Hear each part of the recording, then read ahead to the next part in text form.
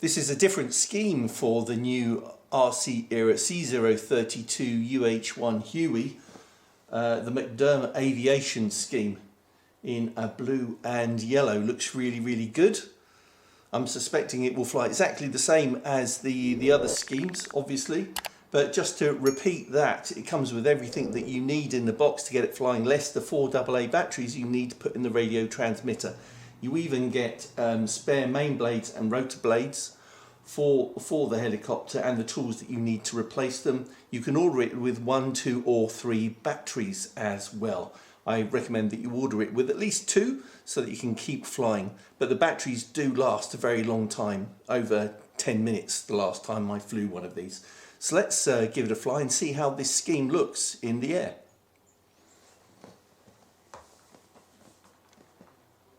So first we turn on the radio. Notice the light flashes. Radio in here, but make sure the clips are engaged with the fuselage. Push them outwards so that they're locked in place. Then keeping your fingers away from the main blades, I think that's always worth doing from a safety perspective, and then hold down the button until you hear the tone. You'll see the lights are flashing on the fuselage. Put it down and then we're ready to go. On the transmitter, up, down, do that and you will see the light go solid. The lights go solid on the side of the fuselage on the C032, indicating that the radio is now talking to the receiver in the helicopter and you're ready to take off. The next thing you could do is you could calibrate the electronics inside the helicopter. Do that by holding the sticks over to the left and down. Then we can take off using the auto takeoff button, or we can put the sticks bottom and to the outside. I prefer doing that rather than using the takeoff or the landing button. Here we go.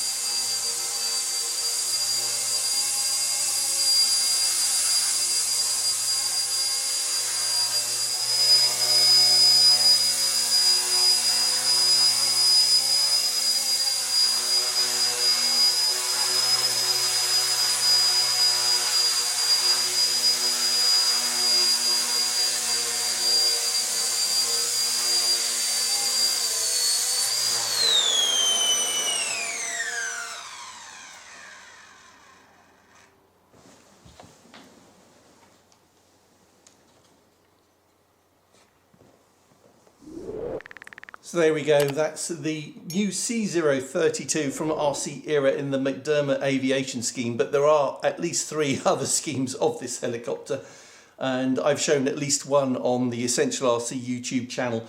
But look, the link is in the video description and a pinned comment. Have a look and see what you think. The link is quite compelling for this little helicopter, I have to say, and I really enjoy flying this inside. I have to say it does fly really accurately, but it's still challenging to fly. I have to say they have tuned this slightly over the previous versions of their helicopters. Landing especially is much easier. You saw that there. You get it down and you just hold down the left stick and it will land itself rather than be affected by the updraft. So that is quite a significant change. The optical flow sensor on this that you see there at the back of the fuselage does work really, really well in combination with the electronics inside it. So thanks for watching again, Essential RC, and we'll see you again soon. Bye.